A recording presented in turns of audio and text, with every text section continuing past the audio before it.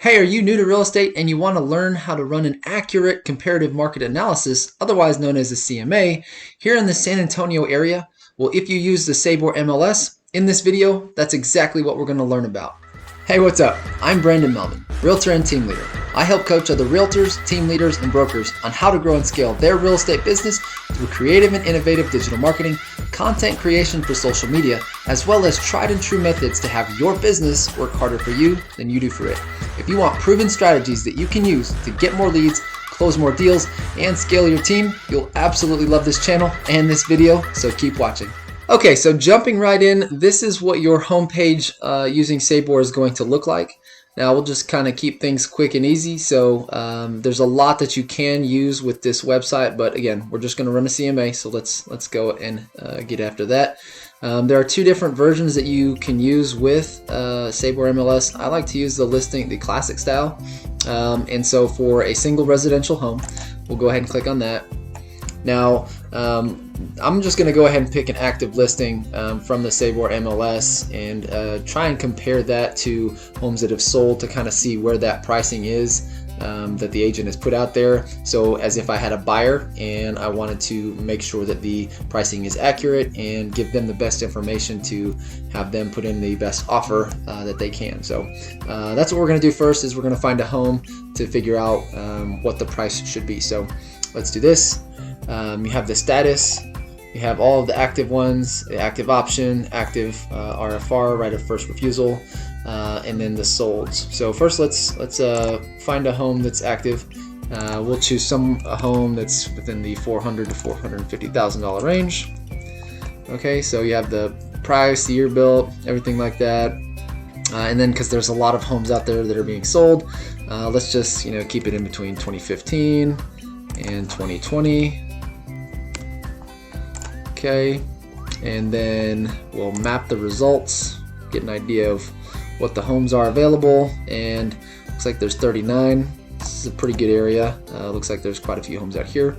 So what I want to do is refine the area, and then we can click to select the boundaries, and we'll just make a big circle over here.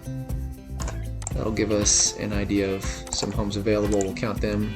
Okay, 14, and then go back to the map, and then we're going to review this, and we'll choose just randomly one of these homes.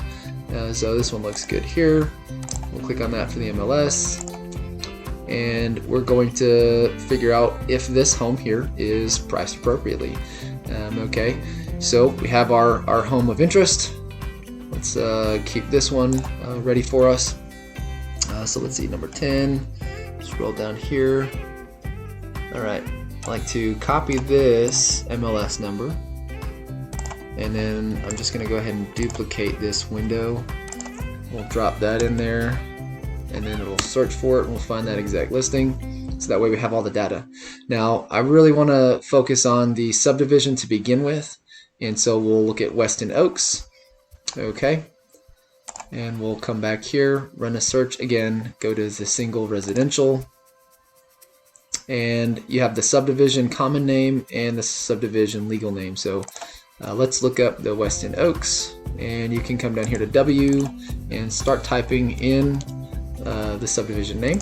We'll narrow it down, and there it is. Select that. Okay.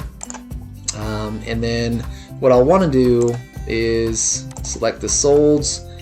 Might be interested in pending and then pending backup as well. It just depends on how many homes might be available to run an appropriate CMA. I like to have somewhere between 3 and 5 that are as close as possible to the home of interest. That way we have the best idea. Now you sometimes have to roll with the punches, if you will. If there's not enough homes that have been sold recently, you may have to go to a similar neighborhood that's close or closest to the neighborhood of interest. So keep that in mind. And then the age of the homes and things of that nature, and the features as well. So I talked to an appraiser before, and the best advice that they could give me was, if someone's looking at this home and they couldn't have it, but they could have something else in the area very similar to, would they want to buy that home as well as this one? And that can give you a good idea as to whether or not the home would compare to this property of interest. So tip there for you. All right, so let's do this. Let's count what we have. There's quite a few. Now, what went wrong? We need to go back to the months back. 6 months back. That should give us a more accurate count of the homes that have sold within the last 6 months, as well as the ones that are on the market. I also kind of like to have the ones that are on the market because it gives us an idea of the competition that this particular home may have. And what we'll also want to do is, again, there might be a home of 1,200 square foot, maybe 3,200 square feet. So we need to check on that and make it a little more narrow. So about 2,800 square feet for this particular home. So come back over here. And then you have to add square footage because it's not typically on there. So we'll add or remove a field. And then we'll jump up here to start that process. You want to click on that, unclick that so you have square feet. Bring it on over, click OK, and we'll drop it down here. So about 2,800 square feet, right? So let's check this out. Let's start with 2,400, and then we'll bring it over 3,200 and kind of see what we have available. You have to adjust things occasionally. So I have 16 homes. Some of them are going to be active on the market still and sold. So let's check out the map. Let's just kind of make sure that, hey, we're in the right area. Okay, looks like a good amount have been sold, a couple are still active, so might have something to go by here. And let's go ahead and click view the results. Okay, and then you see all of these solds, new, active option, active price change. So what we'll do is we'll click on this first one here, and you can see now single story versus 2-story here. That may have some consideration that you want to think about. If you have, like I said, 3 options that are 2-story, then you might want to go with those instead of a single story. But the square footage is still there. So I like to go and look at these pictures. You can kind of see, layout of the home a little bit, what kind of features they do have about it, so you can, have a better idea to compare this home to the other ones that have sold. Backyard, okay, gives you a little layout on the floor plan. It's nice, right? Okay.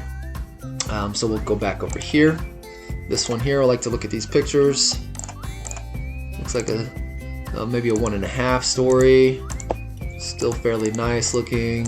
Walk-in shower, a little different from the other one. Okay. Now, beds and baths, that is something to maybe consider a little bit when you're talking about, like 3-bedroom to 4-bedroom to 5-bedroom. But an appraiser, they're really going to look more like the square footage. Again, if you're watching this, you're probably checking it out on my YouTube channel.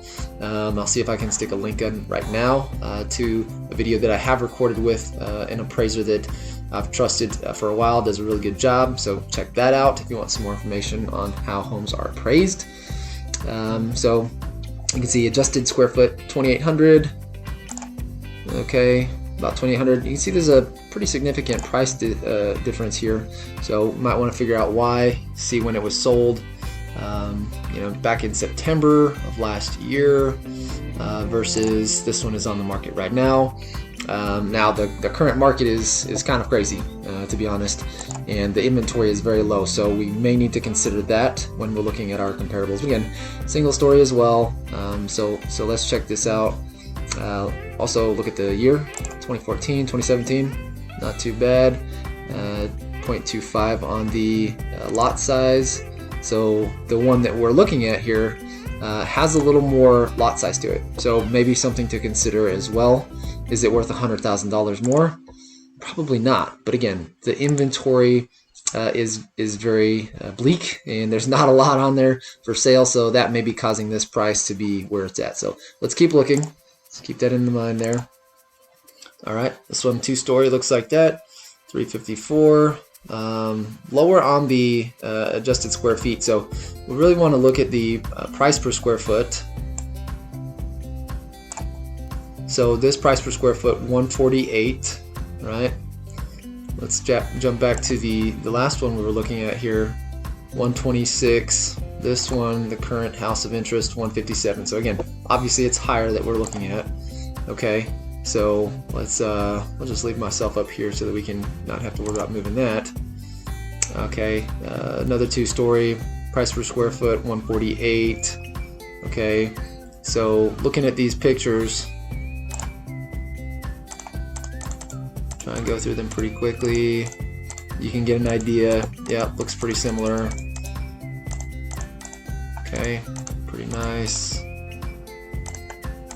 Okay, so pretty similar home, just a little bit smaller on the square footage. So just a rule of thumb, the smaller the square footage of the home, the price per square foot is typically higher. And then the opposite is true. The larger the home, the lower the price per square foot is, okay? So once again, looking back at our property here, $157 a square foot for the property of interest. So keeping that in mind, going to the next one, very similar in the square footage here. This one is a little bit higher. Want to check the date, so it's a little bit later, so it might be moving in that area. I see the sold price down here, $380, and so $133 a square foot. Look at the pictures really quickly. Okay, looks pretty nice. Doesn't look like anything's wrong with the home. Okay, outside area looks real nice there too. A little bit larger than the first home that we looked at, but still smaller than this home at 1/4 acre. All right, and again, $133 a square foot. Let's move on. This one here, similar square footage, sold for $399, right at the listing price, and sold pretty quickly. So again, around the October time frame, $136 a square foot. Okay, I'm assuming these pictures look pretty similar to the ones we've already looked at. It's like the photography could have been a little bit better in my opinion to give the seller a better opportunity to get their home sold, but again, job got done, right? All right, let's move on. Check out this one. Okay, similar square footage, list for $380, sold for $400. September, $138 a square foot. So we're seeing a pattern develop here. It looks like these homes are priced a little bit less than the one that we're looking at. Okay, but very similar. Okay, 402 sold more recently. Okay, so that one's more relevant because the market we're in is moving so quickly. This one might have more weight, and then sold for 408, even though it was listed at 402 within less than a month, or about a month. So 156 a square foot. So that right there, let's come back over, is going to give us really close to this number. So that's giving me the idea of, hey, they might be kind of close to where the number should be. All right, 2,600 square feet, 0.17 on the lot size, and also year built, a little bit older than the one that we're looking at here, but not too far off. So something to keep in mind there. Smaller on the size of the square foot. So let's go ahead and check this one. That one's more interesting than the other ones, I think, because it's more relevant as it was sold a lot more recent. Okay, end of December, also maybe a little bit more recent. Let's see, sold for asked for $399.9 and sold for $410. Kind of getting there, close enough. Okay, so we might even want to consider this one here.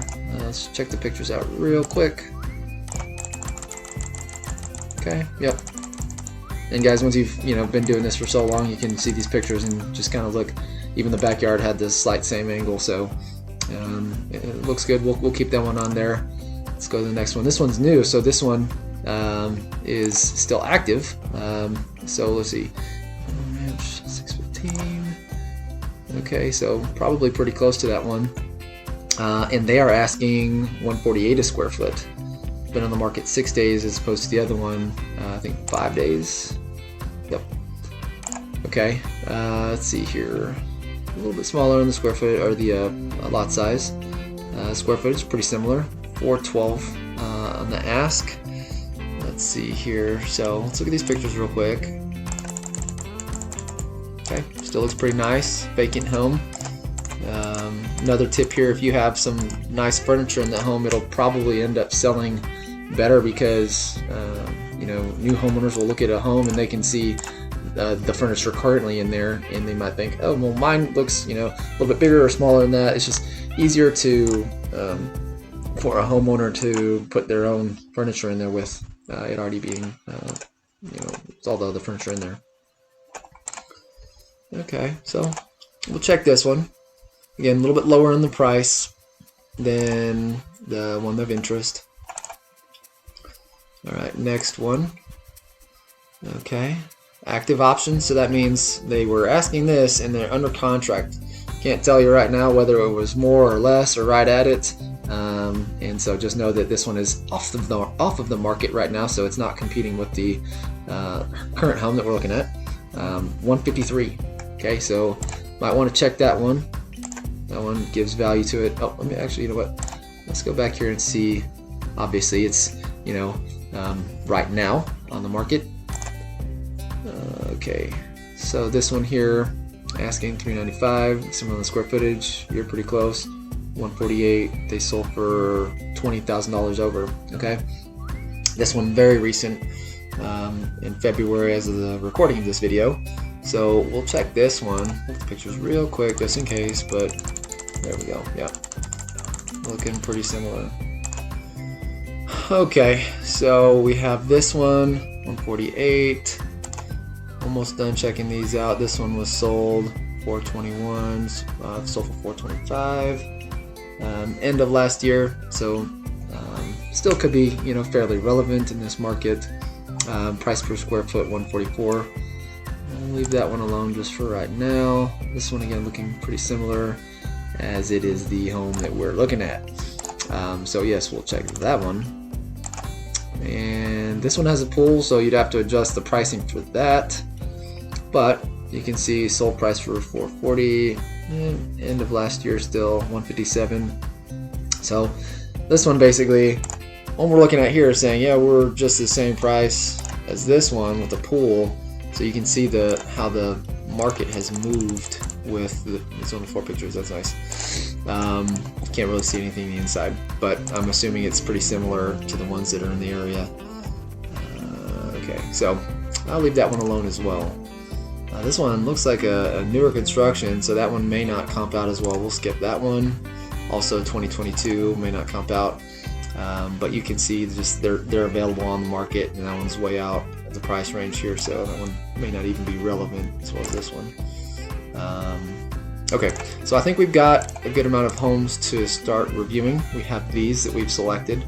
On the market, sold, and off of the market right now, currently under contract. So we have these homes selected, and what I want to do now is this little button up here, this graph. We'll click that one. That's going to start us a CMA. Okay, and then if you have your client's information, you'll want to click them in here, or you want to add, choose a contact that you have. I'll just go ahead and choose myself right there. Okay, and then we'll continue. And again, this is single residential, putting the client in there. If you're doing for a listing, you would click this one. We'll go continue, and so it populates the homes that you have for sold and that were still on the market, including the one that we have right now of interest. Okay, so you can see this, and you can also do seller CMA or buyer CMA. So we're going to change this one here to buyer.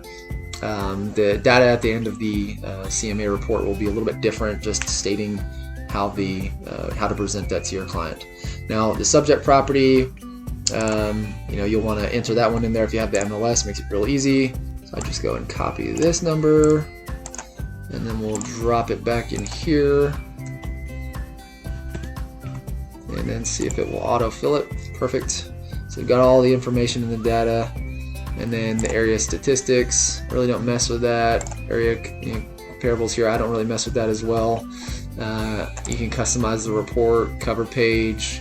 You can go through here and customize this whatever you feel like is necessary for you and your business here. But I'll just make it real easy. Boom, right there, just for now for the educational purposes. And then you can save it, save and quit, or we're just going to go ahead and generate this report. So you can see what's going to come up here.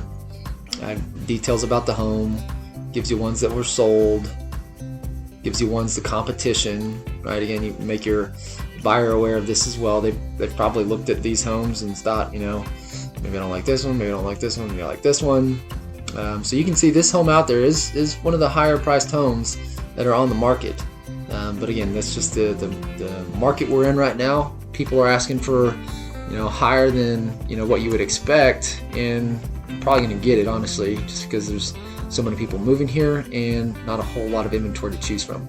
I like this because you can see where the homes are that are either active or that have sold. This is the one that is, active option. Gives you all that information. And then it gives you this information here. I don't have this number in because it is generated through me and myself giving my buyer that information.